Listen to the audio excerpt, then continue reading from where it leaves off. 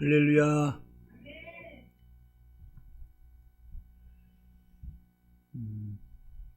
자신의 목사님이 한번 설교하라고 그러시는데 제가 아무래도 오늘하고 여러 가지 부족한 게 많아서 안 한다고 그랬었어요. 그러고 나서 이제 막상 이제 3개월이 다 되니까 너무 부정적인 생각으로 담임 목사님한테 불순종하는 것 같아가지고 내가 지난주에 하라고 그런 건 못한 걸 이번 주에 그럼 내가 하겠습니다. 그래서 오늘 그냥 십자가 지고 섰습니다. 부족한 게 많은데 부족한 거 보지 말고 하나님의 은혜를 많이 받으시기를 축복합니다. 아멘. 장로님 눈 시술하셨나요? 예. 예. 예. 하나님이 함께 하실 줄 믿습니다. 그래서 오늘 본문 읽으신 본문에서는 제목을 번제라고 했습니다. 다 같이 번제. 레위기서에서 보면 제사의 방법과 제사의 종류, 이런 제사에 관한 말씀으로 레위기서는 가득 차 있습니다. 그래서 사람들은 레위기서를 별로 읽지도 않고 까다롭고 딱딱하다고 그냥 별로 반기지 않는데, 저는 성막을 좀 공부하다 보니까 이 제사 드리는 것이 참 중요하다.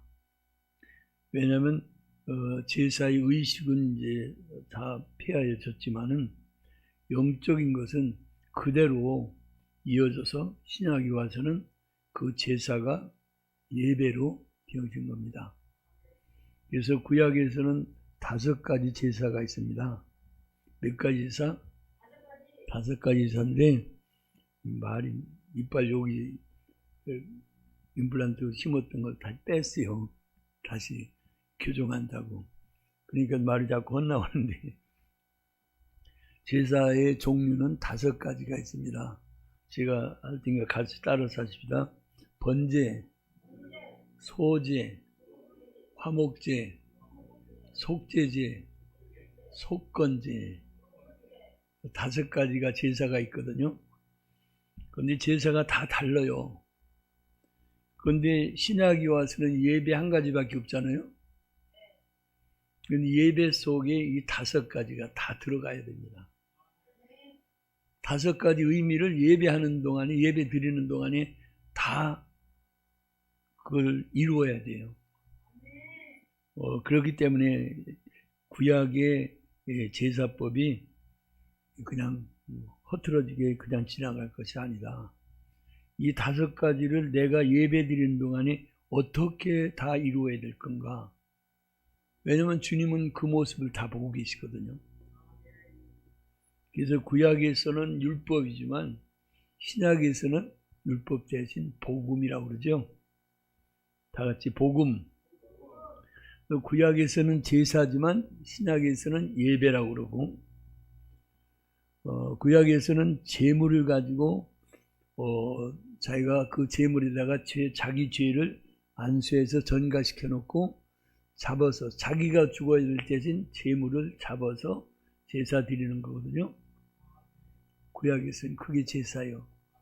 신약에서는 예배인데 예배도 그 형식이 있어야 되겠어요? 없어야 되겠어요? 그 형식이 있어야 되는 거예요. 어떻게 있느냐? 우리 예수님의 보혈의 공로가 그 구약에서 소를 가든 양을 가든 짐승 제물을 죽이는 역할에서 그 피를 받아가지고 번제단에다 뿌리에다 바르고 번제단에 뿌리고 밑에서 쏟아가지고 죄를 다 용서받는 거예요. 그래서 이제 이 그림에도 이제 이따 나오는데 번제단에서 제사를 드릴 때 그 제사 드리는 사람은 그 제사 드리는 과정은 이제 다 이제 처음에 자기가 안수해서 제물을 잡아서 이제 주고 나면 그 피를 받아가지고 제사장들이 그때부터 활동을 합니다. 그런데 자기는 뭐 하냐면 번제단에 네 정사각형 오기비씩인데 네 귀퉁이에 뿌리가 하나 있어요. 그 권세고 보혈의 능력입니다. 그런데 그 제사 드리는 사람은 가서 뿔을 붙잡고 있어요. 제사가 다 끝날 때까지. 그러고 나서 제사가 다 끝나면 제사장이 죄를 다 사했습니다 하고서 나팔을 불어요. 또 하고 나팔을 불면 그때서 자기 제사가 다 끝났으니까 그 죄인은 나오게 되는데, 그 성막에 그 그림이 보면 저기 있어요. 성막 문이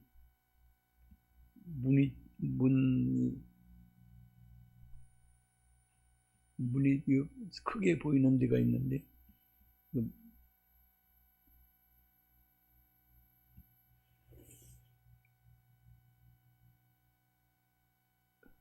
제일 앞에 부분이 있어요.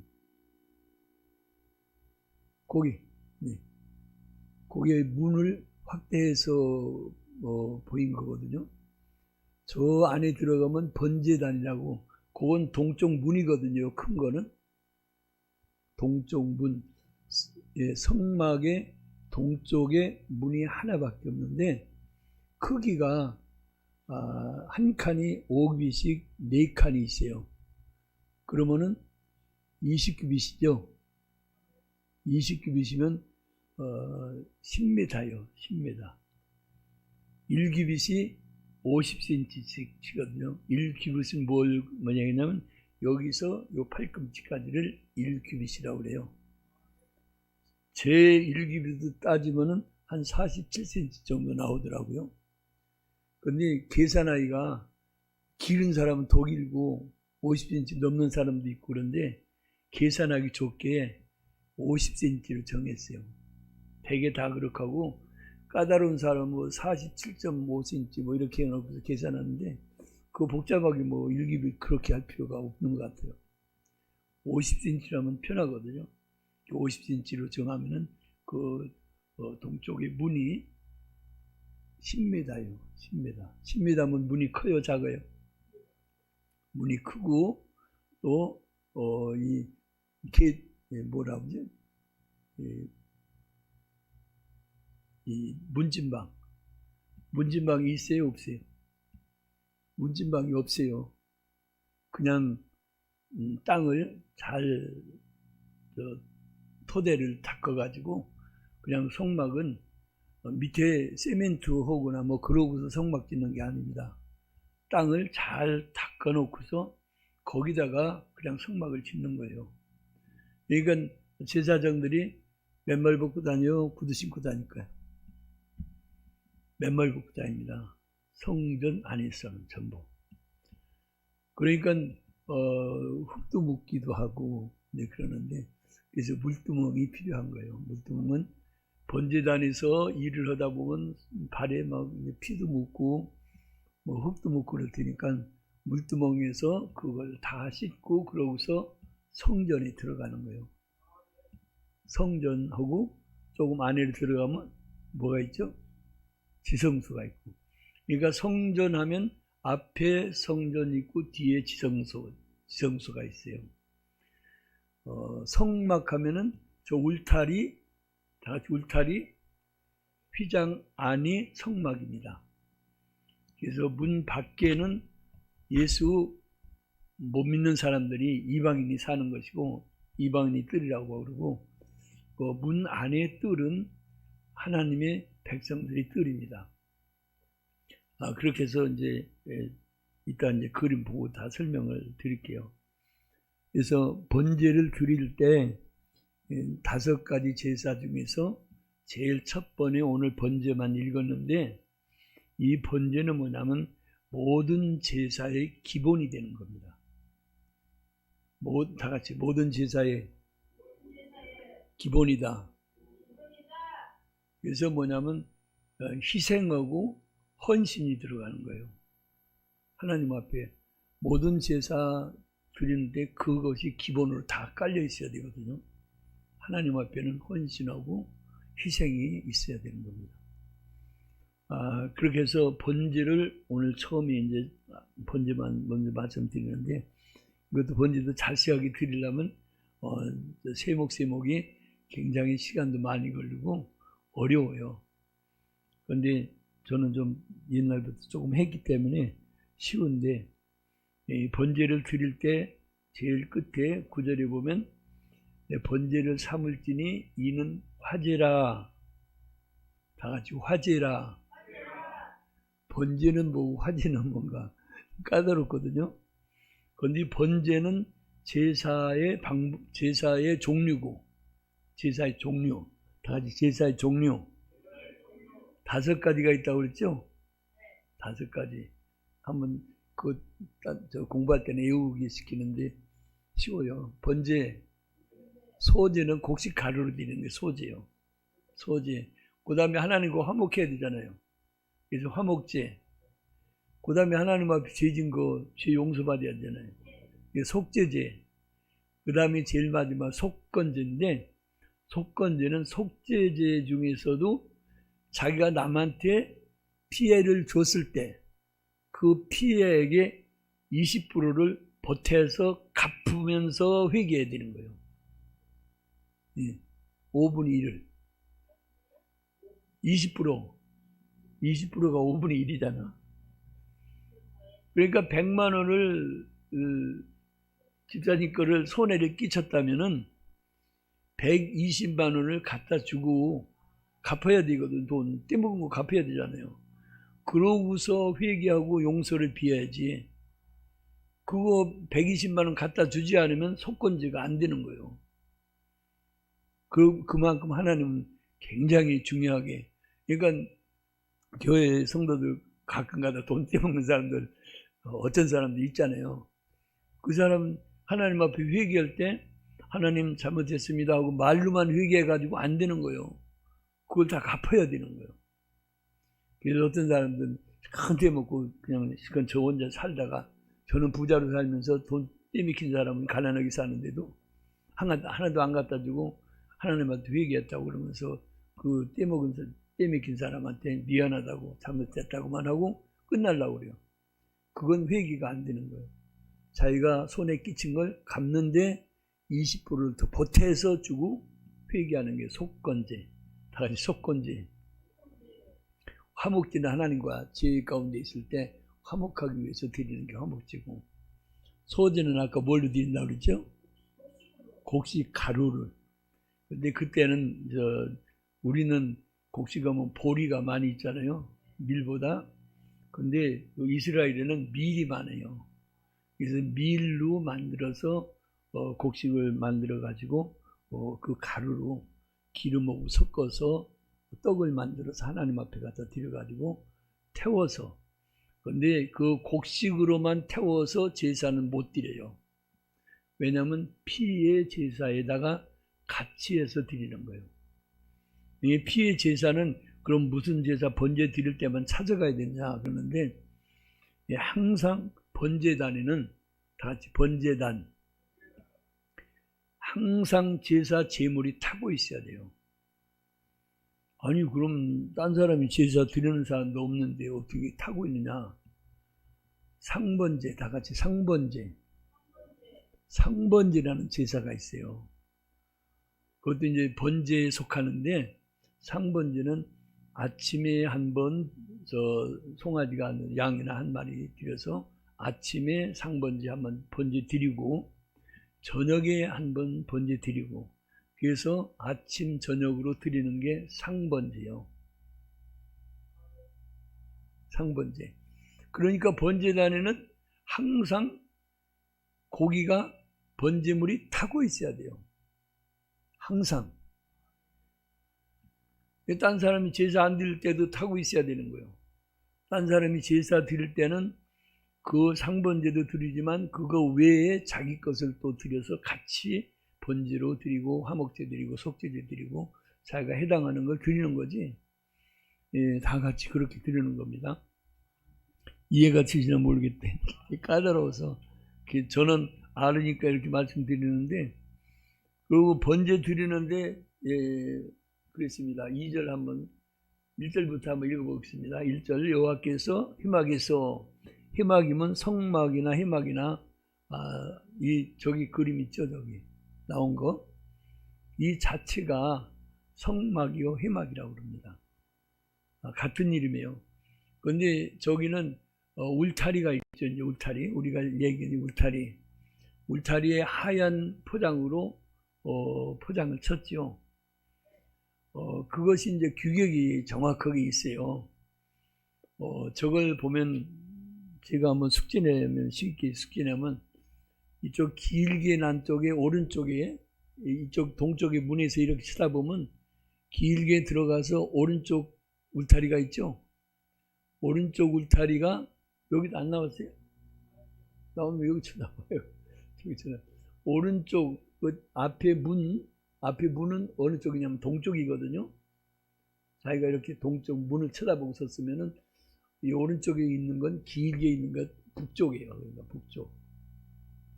북쪽의 기둥을 20개를 세우라고 그랬어요. 20개. 그리고 저 뒤는 어디냐면 서쪽이거든요. 동쪽에서 저 뒤에 바라보면 서쪽이거든요. 서쪽에는 몇 개 세우면 10개 세우라고 그랬어요. 그리고 왼쪽에 저 기둥 잘 안 보인다. 허옇게만 보이는데 거기도 20개를 세우라고 그랬어요. 그리고 동쪽에도 10개 세우라고 그랬어요. 그리고 무슨 소리인지 알죠? 몇 개 세우라고 그랬어요, 그럼? 몇 개요, 그럼? 20개, 10개, 20개, 10개. 몇 개요? 150이요. 60개죠. 성막에 기둥을 60개를 세우라고 그랬어요. 60개. 근데 여러분 그거 노트에다 한번 그려서 60개 세워봐요. 다 틀린다고. 목사님 그거 10개, 20개 그러는데 왜 틀려요? 그게 어려워가지고 성막 세미나 하는 사람도 그걸 몰라가지고 못해요. 그래서 저는 옛날에 수학을 좀 좋아했거든요. 그래서 그놈의 계산을 정확히 해요. 만약에 숫자로 10개, 20개, 숫자로 20개를 세우면은 칸이 몇 개가 나오냐면 19개가 나와요. 칸이. 20개 세워놓으면 칸 세워보면 19개잖아요. 그런데 원칙은 칸이 20개가 나와야 되는 거예요. 왜냐하면 길이가 100규빗이니까. 한 칸에 5규빗이거든요. 그러면 칸이 다 나와야 숫자가 맞는데 칸이 나오려면은 기둥이 21개여야 돼요. 21개. 만약에 10개씩, 10개, 20개, 10개, 20개, 10개 이렇게 씌우면은 60개인데 그렇게 딱 이렇게 씌워놓고 보면 4개가 모질라서 56개밖에 안 나와요. 여러분 한번 그려봐요. 20개 그려놓고 20개, 10개, 10개 그려놔봐요. 전체를 세우면은 56개밖에 안 나와요. 이런 것도 계산할 줄 알아야 되는데 세미나하는 목사님들도 그걸 몰라가지고 그냥 그리더라고. 그냥 그리면은 전체 평수가 많이 줄어들어요. 왜냐하면 한 칸이 넓이가 동서남북으로 한 칸이 빠지거든요. 그런데 21개를 세워야 20개 세우라는데 21개를 세워야 맞는 건데 목사님 그럼 20개 세우라는 게 21개 세워요?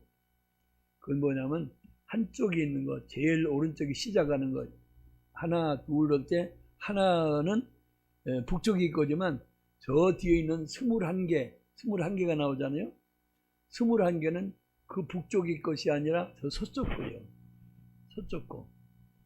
그러니까 그 끝에 거는 서쪽 기둥이지 그걸 이용해서 쓰는 거지 그 동쪽 북쪽 기둥이 아닌 거예요. 그렇게 해야 칸이 20개가 나오고 또 이쪽 뒤에 10칸도 그렇고 앞에 이제 동쪽 문 있는데 한번 보십시다. 동쪽 문 있는데 한번 이렇게 비춰봐요. 잘 비춰봐요.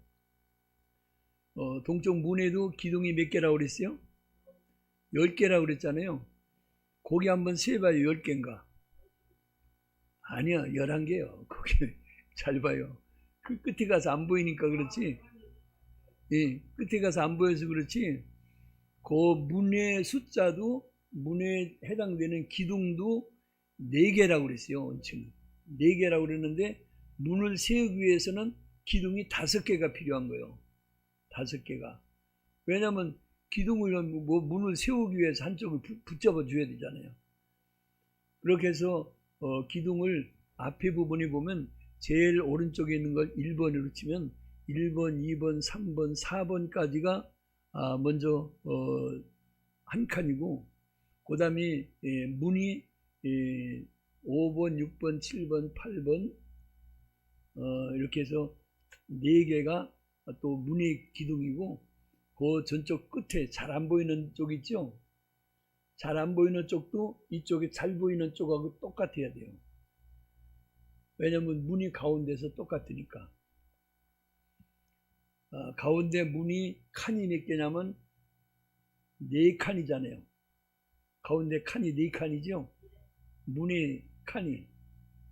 거기 한번 잘 봐요. 저 스마트폰에 보내드린 거 있는데 그거 한번 열어보면 자세히 나와요. 그 문, 다 같이 문, 동쪽이 문이거든요. 그 문은 중요한 것은 오직 예수 그리스도, 예수님으로 인한 거예요. 성막에는 문이 몇 개 있어요? 이거 하나밖에 없어요. 다른 데로는 못 들어가. 오직 이 문으로만 들어가야 돼. 그래서 오직 예수, 예수님을 의미하는 거예요. 이 문이. 그리고 그 그림 보면은 이쪽에서부터 기둥이 5개가 문에 이렇게 해당되고 있죠. 해당되고 있는데 제일 먼저 거부터는 세지만 하나, 둘, 셋, 넷, 5번째 거는 문의 기둥이 아니야. 이쪽에 공간의 기둥이요. 그러니까 이쪽에 공간이 잘 안 보이니까 거기도 3칸이 있어야 되거든요. 이쪽에 3칸 보이는 데 있죠. 오른쪽에 3칸 보이죠? 칸이 3칸. 그러면 칸이 3칸이면 저쪽에도 3칸이어야 되고 가운데 문은 4칸이어야 되고, 그럼 칸이 몇 개예요 전부? 10칸이죠. 그 기둥이 몇 개예요 전부 해당돼요? 11개가 있어야 10칸이 나오잖아요. 그게 수학 잘하는 사람이 기사에 나오지. 만약에 저거를 기둥을 10개를 세워 놓으면 칸이 몇 개가 나와요? 9칸이 나오잖아요. 9칸이면 거리가 벌써 어떻게 돼요? 50규빗이라고 그랬거든요. 이쪽에서부터 동쪽에 기둥이 동쪽에 넓이가 50규빗인데 9칸을 만들면은 5, 45, 45규빗밖에 안 되는 거예요. 넓이가 하나가 없어진 거예요. 그러니까 이 겉으로 얘기하는 10개 세우라 해서 10개만 딱 세워놓으면은 그만큼 길이가 모질라는 거예요. 11개를 세워야 한 개는 그쪽 동쪽 기둥이 아니라 북쪽 기둥이라는 얘기예요. 제일 이쪽에 있는 건. 숫자를 이렇게 해서 뺑 돌려가면서 모서리 기둥은 저쪽 거다. 그렇게 세워야 넓이가 100규빗, 50규빗에서 전체 넓이가 정확하게 맞는 거예요. 하나님은 성막을 지을 때 식양대로 지어라. 다 같이 식양대로 지어라. 이 소리를 제가 몇 번 하셨나 하고 세봤더니 한 50번 넘기했어요. 요 성막 짓는데 뭐 부분마다 하는데 하나님이 모세에게 보여주신 식양대로 지어라. 그러니까 뭐 만드는 거 세밀한 것까지 만드는데도 꼭 그렇게 지으라는 얘기예요. 근데 그게 얼마나 중요한지 몰라요. 만약에 식양대로 안 지면은 불합격이요. 하나님 앞에 드려야 되기 때문에. 출애굽기 제일 40장에 가면은 모세가 하나님 앞에 그 성막 다 지은 거를 검사를 다 해가지고 보니까 정확하게 맞았거든요. 그래서 하나님 앞에 가서 성전 봉헌을 하는데 하나님이 기뻐서 거기에서 임하신 그런 출애굽기 40장에 그게 나와요. 이제 그런 것처럼 이렇게 얘기하는 게 까다로운 것 같고 너무 그렇게 고집불통으로 그냥 딱딱하게 얘기할 필요가 뭐 있느냐 그렇게 얘기하시지만 구약에서의 모든 부분이 이렇게 세밀하게 식양대로 지어라 엄격하게 나온 것을 보면 신약에서 우리가 예배 드릴 때 뭐 할 때? 예배 드릴 때 흐트러진 생각 가지고 그냥 적당히 나와서 드리면 안 된다 그럽니다. 철저하게 주님 앞에 헌신, 희생, 하나님 말씀대로 내 뜻대로가 아니라 하나님 뜻대로. 나의 옛사람은 다 죽어서 없어져야 되는 거예요. 옛사람이 있으면 하나님의 뜻을 거역하는 것밖에 없거든요. 그래서 성막이 중요한 것이다. 이런 것을 얘기하는데 참 굉장히 중요한 것을 깨달으시기 바랍니다. 조금 더 번제 드리는 것을 좀 설명드리면은 2절에 이스라엘 자손에게 고하여 이르라. 다 같이 2절 한번 보시기 바랍니다. 2절 어디? 아니 자기가 성경 한번 보세요. 2절에 장로님은 그냥 듣기만 하세요. 제가 읽을 테니까. 2절에 이스라엘 자손에게 고하여 이르라. 너희 중에 누구든지 여호와께 하나님께 예물을 드리려거든 생축 중에서 소나 양으로 예물을 드릴지니라 그랬어요. 생축 중에서 그랬습니다. 생축은 뭐냐면 자기가 집에서 키우는 짐승 중에서 그런 얘기입니다.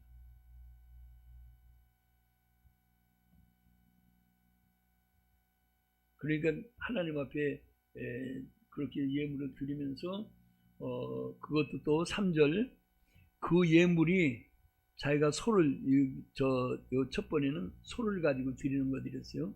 소. 그 다음에 10절에 보면 양이나 염소 가지고 드리는 것에 대해서도 나와요. 그 다음에 비둘기 가지고 드리는 것도 나오고 제일 나중에는 가난해서 아무것도 드릴 수 없는 사람인 밀가루 한 줌 가지고 드리는 방법도 있어요. 그런 것도 다 구체적으로 다 해놓으셨거든요, 하나님은. 그런데 여기서는 이제 오늘은 번제에 소를 가지고 드리는 거 첫 번째니까 큰 걸 드리라는 얘기가 아니고 첫 번째 소를 드리는 거, 양이나 염소 드리는 거, 비둘기 드리는 거 있는데 드리는 방법이 조금씩 달라요. 새 가지고 드리는 거 조금씩 다르고 근데 이제 소 가지고 드리는 것을 오늘은 처음 기본으로 해서 말씀드리는데 소의 번제이면 흠이 없는 수컷으로 다 같이 흠이 없는 수컷으로 만약에 하나님 앞에 번제를 드리면서 제사 제물을 갖다 드리면서 쩔뚝거리는 소를 가지고 갔다 아니면 한쪽이 병신돼 가지고 이렇게 뭐 움푹 파지고 뭐 전배기도 있고 그렇다 그런 거는 하나님 안 받습니다. 어디서 그걸 검사받냐면 아까 성막 문 있죠? 동쪽의 문 보면은 거기에 흰 옷 입은 사람들은 제사장이고 양을 끌고 간 사람, 염소나 양을 끌고 간 사람은 죄인이 제사드리러 가는 과정이에요. 아까 그 모습 거기 보면 있어요. 그래서 제사 드리는 사람이 염소를 양을 끌고 가면 거기 봤어요. 그 옷을 입은 사람이 붉은 옷 입은 사람 있죠. 붉은 옷 입은 사람은 제사 드리러 오는 사람이고 흰 옷 입은 사람들은 제사장이에요. 제사장이 동쪽 문에서 제사 드리러 오는 죄인들의 제물을 검사를 하는 거예요. 흠이 있고 병신인가 아닌가, 하나님 앞에 합당한가 아닌가, 거기서 검사해서 합격하면 들여보내서 제사 드릴 수 있게 하고, 그게 만약에 흠이 있어 병신이고 쩔뚝발이다 그런 거는 안 된다. 집에 가서 다른 걸로 가지고 와라. 그래서 돌려보내거든요. 그거를 문에 있는 제사장들이 하는 거예요. 근데 예수님이 그때 오셨을 때 성전에 들어가서 화내가지고 뭐 비둘기 파는 사람, 양 파는 사람들 막 뒤집어 엎고 그랬잖아요. 그때도 그 사람들은 적당히 저기서 자기들 가지고 오는 거 좋아도 불합격 시켜놓고 장인이 그거 사가지고 가야 합격시켜. 잘하는 거예요? 잘못하는 거예요? 잘못하는 거죠. 그렇게 나쁜 짓을 했단 말이에요. 제사장들이 돈 벌어먹으려고. 자기 걸 팔아야 수입이 있지. 지들이 아주 훌륭한 양을, 아주 좋은 양을 가지고 왔더라도 제사장들이 불합격시키는 거예요. 자기들한테 산 것만 갖다가 합격시켜가지고 좀 시원찮아도 그걸 가지고 제사드리라고 그러고 그렇게 하는데, 여기는 소위 번제이면 흠없는 수컷으로 해막문에서, 해막문이라는 것은 아까 고기 그냥 쓰세요. 그 문이 이제 해막인데, 해막문인데, 저 해막문을 무슨 성막문이라고도 하고 해막문이라고 하면 해막의 성소문 앞이라고 그래야 돼요. 해막문 앞에 서면 저 밖에 있는 사람들이 있는 장소가 문 앞이 되잖아요. 문 앞, 다 같이 동편 문 앞. 거긴 뭐예요? 밖이요? 아니요? 동편 문 앞 보면 앞이 여기 바뀌잖아요. 바뀌잖아요. 그러니까 성막 그 뒤에 보면은 조금 그 뒤 비춰져 봐요. 네, 그 뒤에 보면 저 성막이 저 성소하고 지성소가 있는 집이 좀 보이잖아요. 그 앞이란 얘기요. 해막 앞 보면 해막의 성전의 해막문 앞에서, 그런 뜻이요. 그래서 거기서 소위 번제면 흠없는 것으로 해막문에서 여호와 앞에 연락하시도록 드릴지니라. 아멘. 이렇게 철저하게 드려야 된다, 그런 얘기입니다. 그리고 4절에 그가 번제물이 머리에 안수할지니 그랬습니다. 그가는 누구냐면 짐승을 가지고 간 본인, 죄인이요. 죄인이 소를 가지고 가서 소의 머리에다가 안수하는 거예요. 죄인이 소의 머리에다 안수하는 거예요. 아니, 건방지게 죄인이 안수하냐? 그렇지. 제사장이 안수해야지 죄인이 안수한다고 그러는데, 여기서 안수하는 그 의미는 자기 죄를 짐승에게다 전부 전가시키는 활동을 하는 게, 그게 안수하는 거예요. 그러니까 제사장들도 안수할 때 제사장의 능력이 있어서 치료도 하지만은, 제사장의 마귀에게 붙들린 좀 불성실한 제사장이 성도들한테 손 얹고 기도한다 그러면 그 불성실한 것이 성도들한테도 간다고. 그러니까 안수도 아무 데 가서나 대가리 내밀고 막 받으면 안 되는 거예요. 안수 받을 때도 신실한 목사한테 안수 받아야 돼요. 여기서 죄인이 소에게 안수해서 자기 죄를 전가시킬지니, 그런 뜻입니다. 그래야 자기가 죄 때문에 하나님 앞에 못 가잖아요. 그래서 자기 죄를 짊어지고 있으면 자기가 죽어야 되는데, 누가 죽어요? 내가 죽어야 되는데, 내가 죽으면 안 되잖아. 그러니까 내가 죽을 것 대신 소를 끌고 왔으니까 소에다가 내 죄를 다 전가시켜서 소를 잡아서 죽이면은 그 죄가 다 소가 짊어지고 죽었으니까 자기 죄가 그 소에서 해결된단 말이에요. 이해되세요? 그게 하나님의 은혜요. 구약에서의 하나님의 은혜. 네. 그렇게 해서 속죄제사, 이제 여기서 번제인데, 번제도 마찬가지 죄를 속하는 의미가 들어있거든요. 그래서 희막에서 소에게 안수할지니 그리하면 열납되어라고 그랬어요. 4절에 그렇게 하면, 안수해서 죄를 짐승에게다 전가하면 그 내용이 하나님 앞에 받아들여져서 그를 위하여 속죄가 될 것이라. 그 제물을 가지고 와서 제사 드리는 사람을 위해서 그 죄가 용서받을 것이다, 그런 뜻입니다. 그리고 5절에 그는 여호와 앞에서 그 수송아지를 잡을 것이요 아론의 자손 제사장들은 그 피를 가져다가, 이제 그때 피를 제사장들이 그때서 나오는 거예요. 그 본인이 그 소를 잡아서 목을 따고 그러면 피가 나와야 안 나와요? 피 나오거든. 그 피를 받아야 돼요. 제물의 피를 잘 받아가지고 그 피를 다라이다 받아서 제사장들한테 줘야 돼요. 그래서 그 제사장들이 그 피를, 그 짐승의 제물이 피는 예수님의 보혈을 의미하는 겁니다. 아멘. 굉장히 중요한 의미가 있어요. 그래서 짐승의 피를 가져다가 회막문 단 사면에 뿌린다. 회막문이 단이 있죠. 회막문 앞에 단, 번제단을 얘기합니다. 그 회막문 동쪽 문 안에 있어요. 그 번제단은 번제단 그 안에 보이죠? 번제단이 문 안에 있습니다. 문 안에. 그러니까 문 안에 번제단에서 제사를, 그 피를 뿌리고 제사를 드리는 거예요. 제사장은 그 피를 가져다가 희망문 앞 단사면, 단사면이라는 것은 번제단 사면을 얘기하는 겁니다. 번제단에 네모졌는데 네모진 거 사면에 다 다니면서 피를 뿌리는 거예요. 그러니까 악한 것을 다 제거하기 위해서, 죄에 속하기 위해서 뿌리는 겁니다.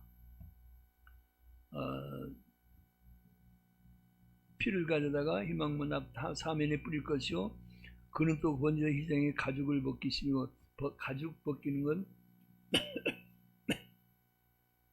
우리가 옛사람의 모든 모습, 겉사람의 모습을 다 벗어버려야 된다, 그런 얘기예요. 그러니까 이런 거를 알아야 우리도 옛사람으로 살면 안 된다. 옛사람을 다 벗어버리고 하나님 앞에 가야 된다.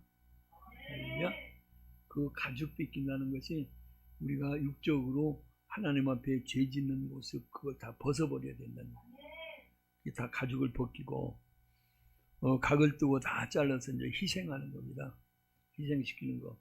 7절에 보면 제사장 아론의 자손들은 단 위에 불을 두고, 단 위에 불을 두고는 번제단이라고 했죠. 다 같이 번제단. 이제 번제단 좀 보여줘요. 그 그림에 번제단 있어요. 안 보여요? 번제단 있어요. 이 그거 번제단.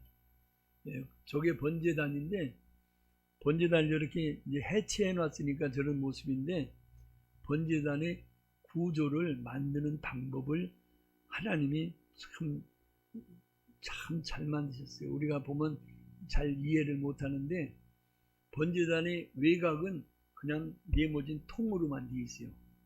네모진 통. 네모진 통이라도 조각목으로 씻긴 나무로 만들어서 깎아가지고 짓고 그 겉에다가 노수로 입혔어요. 노수로.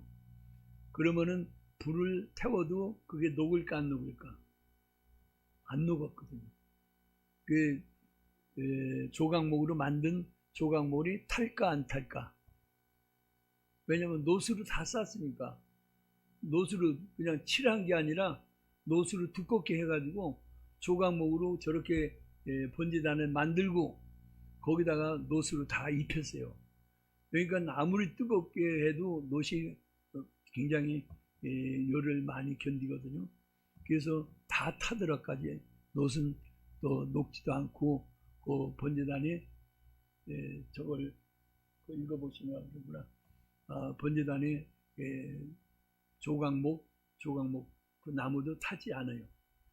그래서 튼튼하게 되고, 근데 그 통으로만 일단 돼 있는데 그 밑에다가 그물망, 노수로 그물망을 만들어야 되거든요. 그 옆에 채를 이렇게 낀 거 보면 참 굉장히 어렵게 만들었어요. 저거 설명하려면 한참 걸려. 저 위에다가 그 통 만든 걸 갖다 딱 앉혀 놓으면은 번제단이 되는 거예요. 그래서 그 번제단 그물망이 그 네모진 번제단의 중간까지 올라오게 만들어요. 그래서 밑에서 불을 피고 그 망에다가 번제물을 갖다 얹어 놓으면은 밑에서 불로 인해서 다 태워서 활활 타야 돼요. 그것도 잘못 태우면 연기만 나고 제사장도 눈물 날라지 그 하나님 앞에 연락도 안 돼요. 그 제물을 향기롭게 화제를 잘 태워서 그 향을 하나님 앞에 드려야 연락되는 거예요. 그래서 그걸 만들기 위해서 하나님이 저렇게 참 만드신 건데, 저런 거 보면 하나님이 얼마나 과학적으로 만드셨는지 몰라요. 모세가 하나님 앞에 가서 십계명 받았어요, 안 받았어요? 십계명 받았죠? 십계명만 달랑 받아가지고 왔나요? 다른 것도 뭐 받았나요? 성막을 받아왔어요. 성막을 그냥 자세하게, 어떻게 한번 그렇게 보고 나서 그렇게 세밀하게 다 그릴까 싶은 걱정도 되는데, 그래도 다 했어요. 모세가 성막의 제도를, 설계도를 그냥 다 받아가지고 있는 거예요. 그래서 식양대로 지어라, 이 소리를 계속 하는 거예요. 모세가 얘기하는 대로 지어라, 그 하나님이 말씀하신 대로 지어라. 그래서 저런 것도 다 구조가 그렇게 되어 있어야지, 저것도 자기 맘대로 이렇게 하는 게 더 좋다 그러면서 자기 맘대로 짓는 사람들이 맘대로 뜯어 고치면 불합격이에요. 할렐루야. 이해가 되십니까? 그렇게 성막을 그냥 우리가 볼 때는 옛날 구약 때 쓰던 성막을 뭘 또 구차하게 공부하느냐 이런 얘기하는 사람들도 있는데, 뭐냐면 구약에 있는 율법은 굳어져서 새로 이제 믿음으로 율법을 굳게 세운다고 그랬습니다.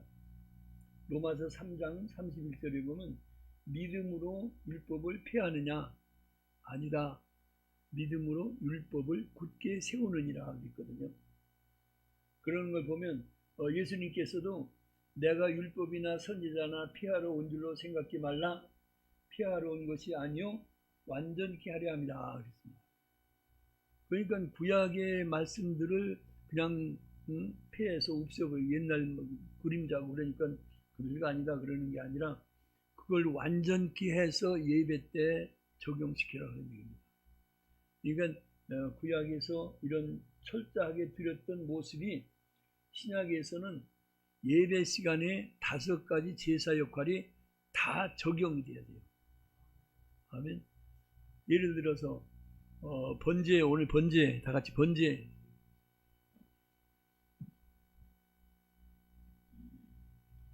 다 같이 번제. 네.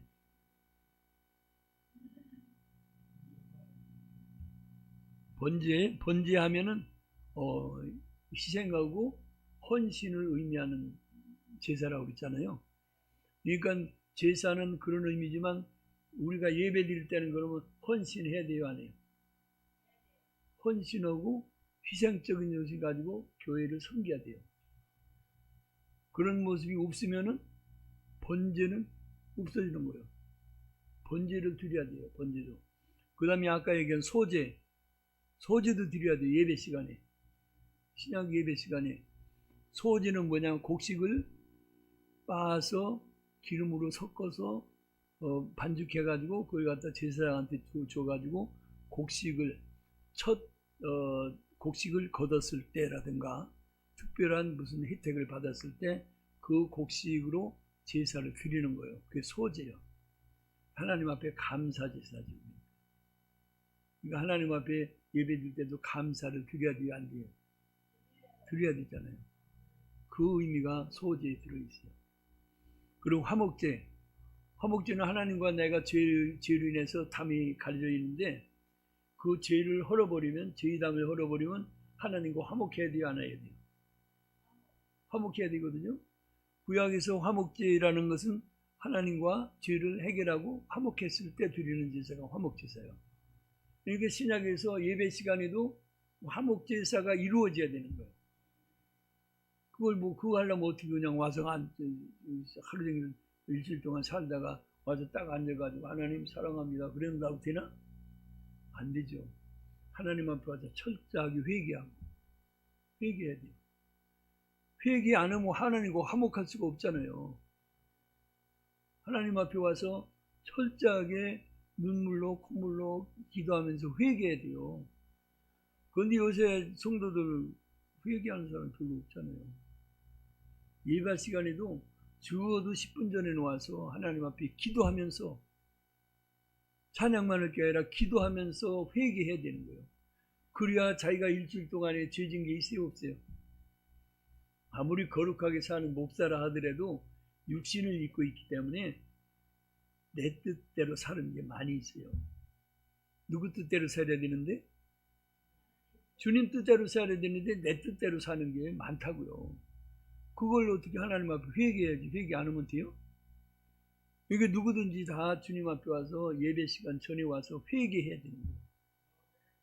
회개할 때는 그냥 인간 육적인 생각으로 하는 게 아니라 성령님을 의지해서 성령님의 도우심으로 회개해야 하나님이 기뻐하시는 회개까지 다 할 수 있는 거예요. 성령님이 가르쳐줘야 회개도 할 수 있는 거지.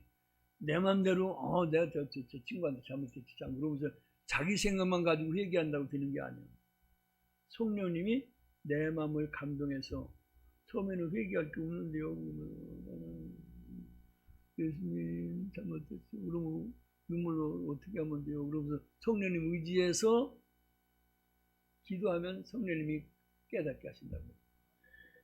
너 옛날에 초등학교 다닐 때 친구 연필 훔쳐간 거 있지? 그거 회개해. 그럼 회개해야 돼, 안 해야 돼? 그거 회개하거든요? 그거 회개하고 나면 또 다른 것도 회개할 것도 생각나게 해줘. 누가? 성령님이. 이게 성령님이 회개하도록 도와주셔야 회개도 하는 거예요. 이건 성령 충만을 받아야만 신앙생활도 제대로 할 수 있다. 기본 자세가 그렇게 돼 있다는 얘기입니다. 벌써 시간 넘어가는 거 아니에요? 몇 시까지요? 몇 분 남았어요? 다 됐죠? 글쎄 몇 시까지요? 9시 다? 그러면 안 되지. 그래도 9시까지면 돼. 9시 10분? 예.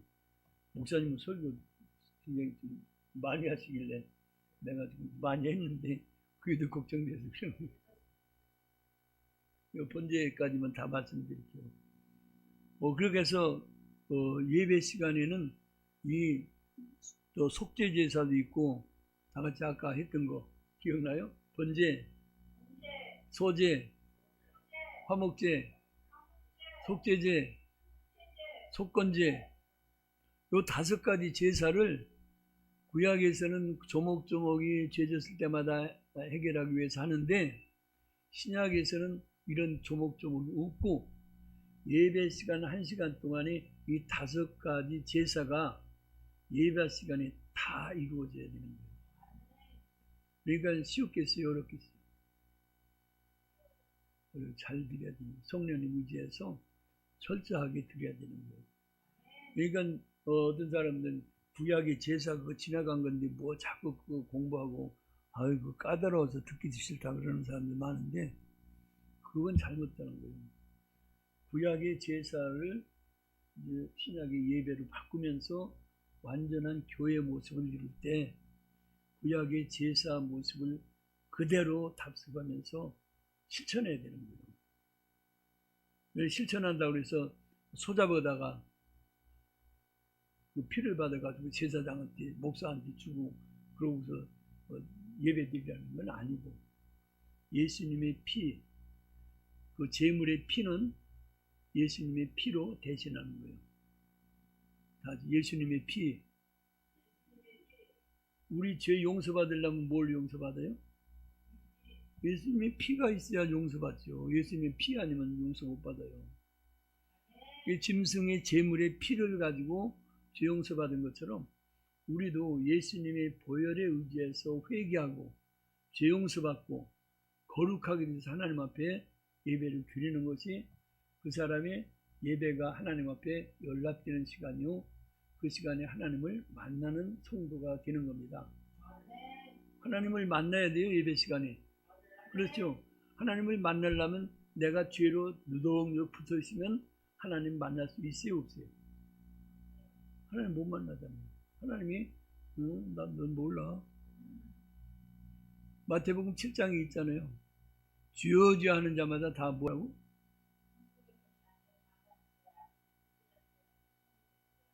아멘. 아유, 멋지다. 최고야. 그래야 되는 거요. 내가 뭐 주의 일도 뭐 하고 뭐 많이 고치고 뭐 일도 했는데 하나님 뜻대로 해야지. 자기 욕심 채우기 위해서 자기 뭐 권세, 자기 돈벌이 위해서 그런 거 하면 하나님이 안 받으신다고. 그러니까 누구 뜻대로? 하나님 뜻대로 드려요. 그러니까 언제든지 겸손하게 엎드려서 자기 자신을 하나님 앞에 드리면서 헌신하면서 하나님, 내가 항상 잘못했습니다. 하나님을 기쁘시게 하기 위해서 내가 어떻게 해야 됩니까? 어떻게 예배드리고 어떻게 살아야 됩니까? 겸손히 주님 앞에 엎드려서 나의 옛사람의 성품, 할렐루야, 다 주님 앞에 내려놓고 내가 죽어야, 내 겉사람이 죽어야 속사람은 살고, 겉사람이 죽어야 속사람이 삽니다. 그런 모습으로 우리가 하나님 앞에 예배를 드리고, 그래서 이제 9절에 한번 보시겠습니다. 8절에 아론의 자손 제사장들은 그 뜬각과 머리와 기름을 단 위에 불 위에 있는 나무에 버려놓을 것이요. 화제는 뭐냐면 제사 이름인데, 제사 드리는 방법인데, 화제는 번제단에서 밑에서 불로 다 태워가지고, 불화자요, 불로 태워서 드리는 거. 태워서 드릴 때 활활 잘 타서 그 향연을 하나님 앞에 드려야 되는 거고, 그게 잘못 타서 불이 좀 시원찮으면 연기가 나요, 안 나요? 그거는 하나님 앞에 불합격인 거예요. 그러니까 번제단 불도 제사장들이 잘 관수해야 돼요. 꺼지지 않게 하고 재물을 갖다 놓으면 활활 탈 수 있게. 그렇게 해서 화제를 여호와께 향기로운 냄새니라고 했어요. 9절 다 같이. 그 내장과 정강이를 물로 씻을 것이요, 제사장은 그 전부를 단 위에, 제단 위에, 번제단 위에요. 단이라고 그랬는데 번제단 위에 불살라서 번제를 삼을지니 이는 화제라. 이는 불로 태워서 드리는 것이다. 불로 태우는 거 말고 하나님 앞에 제사 드리는 방법이 또 4가지가 있어요. 아까 제사 방법은 5가지고 제사 드리는 방법은 4가지가 있어요.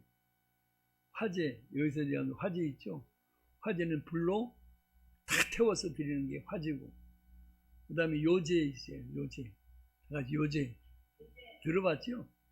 요제는 하나님 앞에 이렇게 들어서 이렇게 흔들어서 이렇게 드리는 게, 그리고 흔들어서 드리는 게 요제. 거제는 이렇게 들어가지고 이렇게 들어서 하나님 앞에 드리는 게 거제. 전제 들어봤어요? 전제는 포도주나 감람류 같은 걸 액체를 부어서 드리는 거. 4가지 방법. 드리는 방법 4가지. 화제, 요제, 거제, 전제. 어렵죠? 굉장히. 괜히 뭐어째 해서 복잡하게만 만들어 놓는데, 그래도 기초적인 거 조금 아시라 그런 얘기예요. 네, 오늘은 여기까지만 하시겠습니다. 번제. 내가 말씀 못 드렸는데 금요일날 무슨 특별한 일이 있어가지고 내가 못 나오고 생겼어요. 그 이제 그림 조금 설명할게요. 그림 다 설명하려고 해서 시간 많이 걸립니다. 이걸 준비하느라고 저도 이것저것 하다 보니까 다 아는 건데, 그냥 아는 거 그냥 드리면 된다 싶은 생각이 들었는데 하나님 앞에 그랬다 혼났어요. 네가 아는 게 네가 알면 뭐하냐. 하나님 앞에 철저하게 기도하고 진실하게 드려야지 그냥 안다고 제가 금방 나가서 하냐고 그래서 준비하느라고 이렇게 해왔어요. 하는데 다 못하네. 성막을 통해서 보혈을 깨닫게 되고, 아멘. 정결하고 거룩하게 제사 드려야 되고, 체계적이고 권세 있는 기도를 드려야 됩니다. 권세.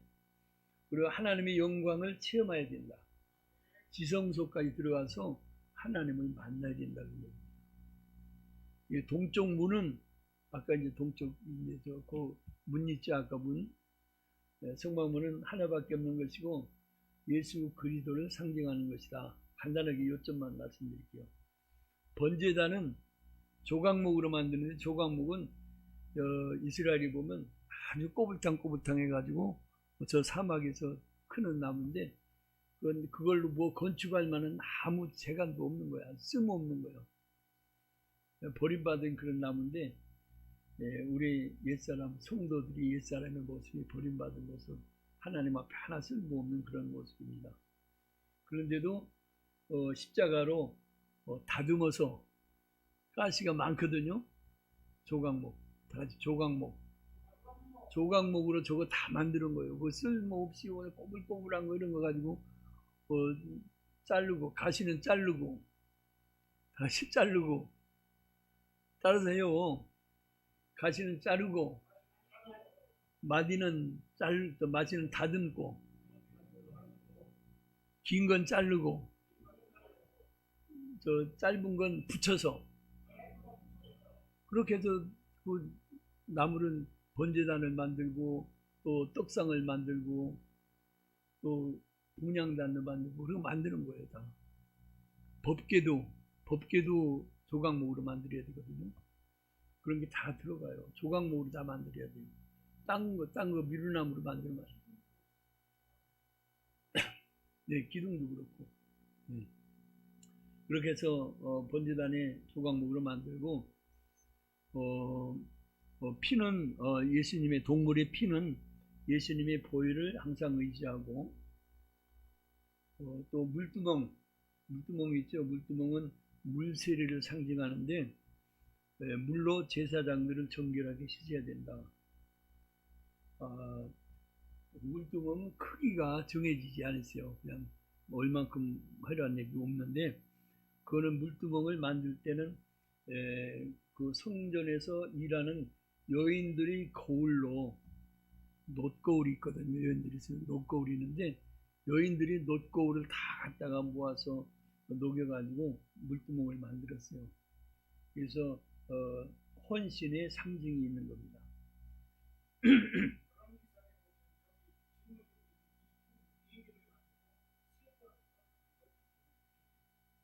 네, 이제 그런 것도 이제 구체적인 거 다 얘기하려면 다 그런 게 있어요.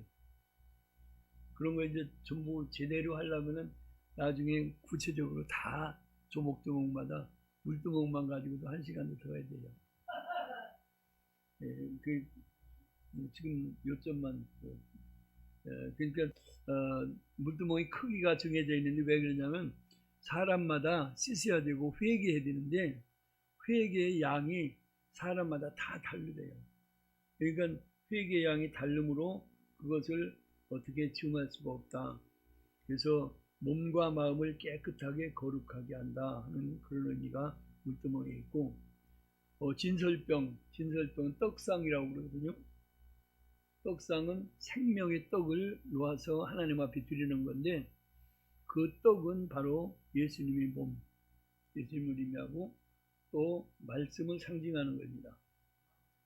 그래서 고운 가루떡인데 고운 가루는 우리가 옛사람의 자아가 다 죽어서 부서져야 되는 거예요. 이게 고운 가루가 나오죠. 부서지지 않으면 고운 가루가 안 나오거든요. 그래서 떡을 만들어서 떡도 몇 덩이냐면 12덩이거든요. 12덩인데 이스라엘 12지파를 의미하는데 우리 신약에서는 우리 성도들을 의미합니다. 그러니까 그런 누룩 없는 떡으로 드려야 된다. 거룩한 모습으로 하나님 앞에 드린다 그런 얘기입니다. 또 정금 등대는 등대는 다들 많이 보셔서 알잖아요. 등대는 가지가 몇 개 전부가 7개로 되어 있는데 가운데 줄기는 예수 그리스도를 의미하고 양쪽에 3개씩은 줄기인데 그거는 교회 성도들을 의미합니다. 그래서 예수님에게 다 붙어 있어야 된다. 근데 이 등대는 금 1달란트 가지고 얼마요? 금 한 달란트 가지고 다 이렇게 때려서 쳐가지고 만들어야 되는 거지. 그걸 어디다 녹여가지고 틀을 만들어서 거기다 부어서 만드는 게 아닙니다. 그걸 망치로 다 쳐서 두드려가지고 등대를 만드는 거예요. 거기도 그렇지만 법계 위에 속죄소가 있습니다. 다시 속죄소. 그 이제 등잔 건데 저거를 다 쳐서 만드는 거예요. 보통 어려운 게 아니에요. 그런데 그것도 적당히 만들어라가 아니라 식양대로 만들어라입니다. 거기 살구꽃 이파리가 다 들어가고 그러는데 또 법계 위에 속죄소가 있는데 속죄소는 법계 언약 하나님의 법계 있잖아요. 법계의 뚜껑 부분이 있어요. 이렇게 법계 통을 만들어 놓으면 뚜껑 부분처럼 올려놓는 게 있는데 그 올려놓은 부분하고 천사 둘이 있죠. 법계 위에 속죄소, 그 위에 이제 속죄소이게. 근데 통 위에 서 있거든요. 근데 위에 부분에 뚜껑하고 천사가 따로 있잖아요. 근데 요것도 금 한 달란트 가지고 쳐서 만드는 거예요. 그것도 속죄소, 거기 속죄소는 하나님이 항상 임재하시는 처소요. 법계 위에 뚜껑, 거기에 하나님이 임재하시고 구름 기둥, 불 기둥도 거기서부터 이제 연결돼 가지고 나오는 겁니다. 이런 등잔, 등대가 있고 그 앞에 분향단이 있거든요. 또 분향단은 기도, 우리가 기도한 것이 다 분향단이 담겨져 가지고 제사장이 분향단 위에 분향로가 있습니다. 분향단 위에 분향로, 그것이 뭐냐면 화로처럼 이렇게 불 피워서 향을 불 태우는 거, 그게 제단 위에서 이렇게 화로가 있어야 돼요. 화로를 분향로, 다 같이 분향로에다가 향을 넣고 태워서 용기를 가지고 지성소를 가득 채워야 제사장이 들어갈 수가 있어요. 1년에 한 번 들어가는 겁니다. 그런데 이제 제사장이 천주교에 보면 신부가 이거 들렁들렁 들고 다니는 거 있잖아요. 그거 봤어요? 못 봤어요? 신부가 그 들렁다니는 게 그게 사실 뭐냐면 분향로요. 분향로. 그 향을 이렇게 달아가지고 이렇게 대지사장이 그 분향로는 가지고 지성소까지 들어가는 거예요.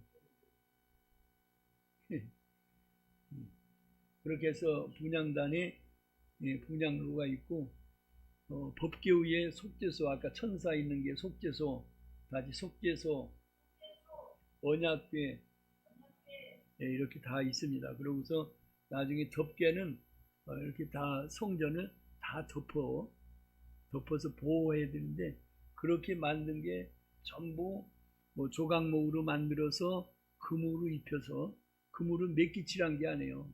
금을 두껍게 입히는 거예요. 할렐루야. 그러면은 금이 얼마나 비싸요? 저 성막이 세계에서 제일 비싼 집이에요. 전부 금으로 만들었고 그 밑에 받침은 은으로 하 있고, 그래서 금으로 했는데 그 기둥도 전부 금으로 조각목으로 만들고 금으로 입혀서 다 만들고, 그러니까 성전과 지성소 안에 내부는 전부 금으로 돼 있어요. 다른 건 절대 들어갈 수가 없어요. 기구까지도 금으로 만드는 거였습니다.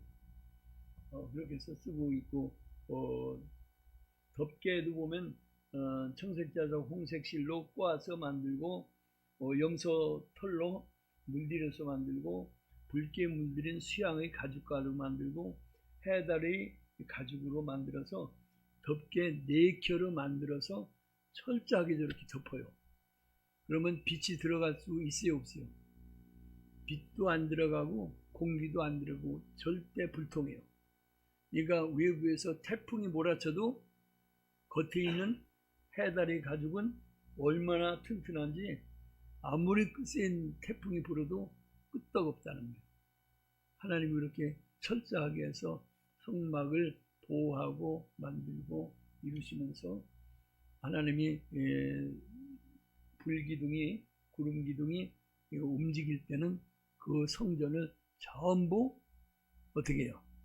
전부 조각조각 해체해가지고 그걸 제사장들이 내구서 가는 거예요. 이동하는 거예요. 그래서 구름 기둥이 머무는 곳에 다시 또 성막을 세우고 이렇게 하면서 몇 년 동안 40년 동안 성막을 세우면서 사는 것이 이스라엘까지 와서 시온성으로 가서 다윗성에서 이제 그 법궤가 옮겨지는 일까지 있었습니다. 대략적인 성막에 대한 건 언더라인만 말씀드렸는데 괜히 복잡하게만 해서 미안합니다.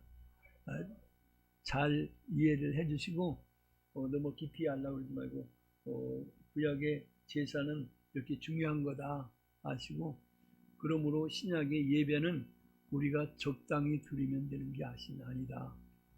하나님 말씀대로 뭐대로? 하나님 말씀대로 철저하게 헌신과 참으로 희생이 있는 예배를 드려야 된다. 그런 얘기입니다. 아멘. 기도드리겠습니다. 거룩하신 아버지